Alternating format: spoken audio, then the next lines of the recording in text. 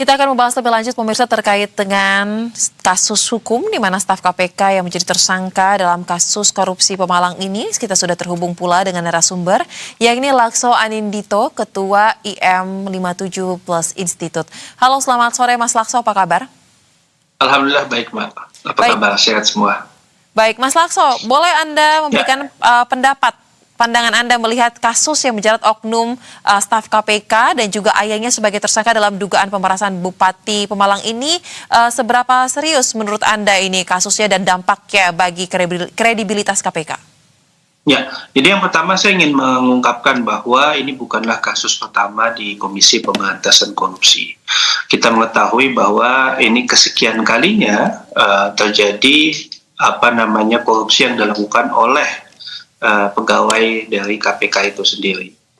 Nah, yang menjadi menarik adalah selama ini kita berpikir bahwa tindak pidana korupsi yang dilakukan oleh pegawai KPK itu pasti berkaitan dengan kewenangan penindakan. Padahal kalau kita melihat bahwa tindakan yang pernah dilakukan itu bukan hanya oleh kawan-kawan yang terlibat langsung dalam penindakan, tetapi pernah juga dilakukan oleh pihak-pihak yang mempunyai fungsi administrasi di dalam tubuh KPK.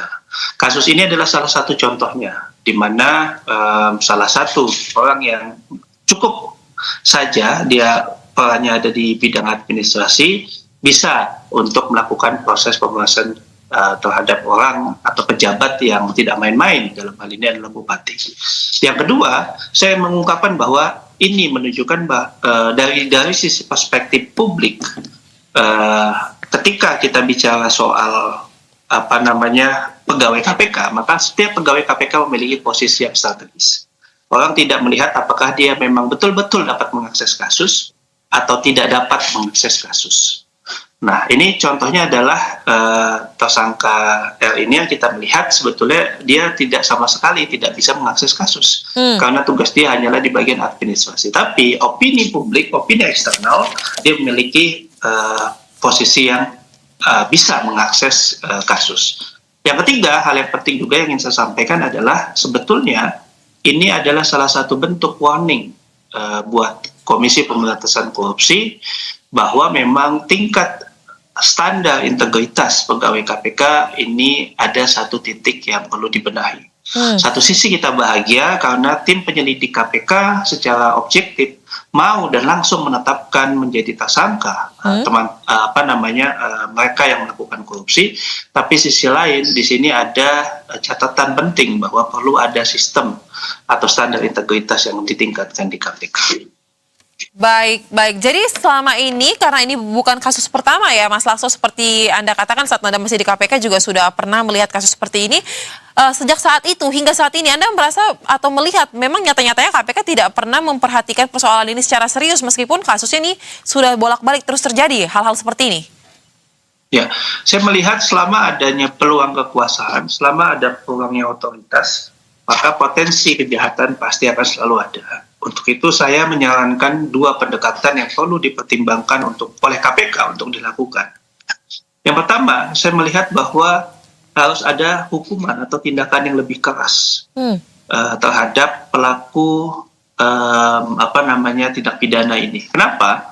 Karena jualan yang diusung oleh KPK adalah soal integritas dan independensi. Ketika ada pihak atau pegawai KPK yang melanggar dua hal ini, maka hukumannya harusnya lebih berat dibandingkan orang luar KPK yang melakukan. Ini juga bisa menjadi contoh agar seluruh pegawai KPK itu memahami bahwa konsekuensinya sangat serius ketika melanggar value yang ada ini. Termasuk salah satunya adalah bisa dipertimbangkan soal adanya pemberatan hukuman yang dikenal di dalam pidana ketika dilakukan oleh orang mempunyai kekuasaan. Yang kedua, saya ingin menyatakan bahwa inilah saatnya bagi KPK untuk membentuk tim khusus dalam rangka melakukan proses pembersihan terkait dengan dugaan-dugaan penyalahgunaan kewenangan dilakukan oleh pegawai KPK. KPK perlu membuka saluran khusus dan mengajak publik untuk melaporkan pihak-pihak mana saja yang berpotensi ikut serta di dalam permainan perkara atau jual beli informasi yang ada di KPK. Itu sangat penting menurut saya dilakukan. Karena sebetulnya titik pentingnya adalah ini kan sebetulnya orang ini tidak mampu mengalih kasus, tapi dia seakan-akan menunjukkan bahwa dia mampu mengalih kasus. Dengan adanya pelaporan dari pihak eksternal, maka akan teridentifikasi pihak-pihak mana saja yang saat ini berupaya untuk menjual kasus yang ada. Apalagi kasus ini sebetulnya terbongkarnya, yang menariknya adalah dari proses penggeledahan yang dilakukan oleh KPK, sehingga ada barang bukti elektronik yang didapat.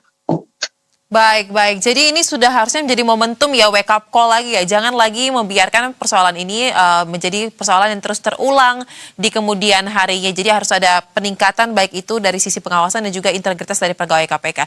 Terima kasih Mas Lakso untuk pendapat dan juga analisa yang dibagikan. Salam sehat, selamat kembali beraktivitas. Terima kasih banyak.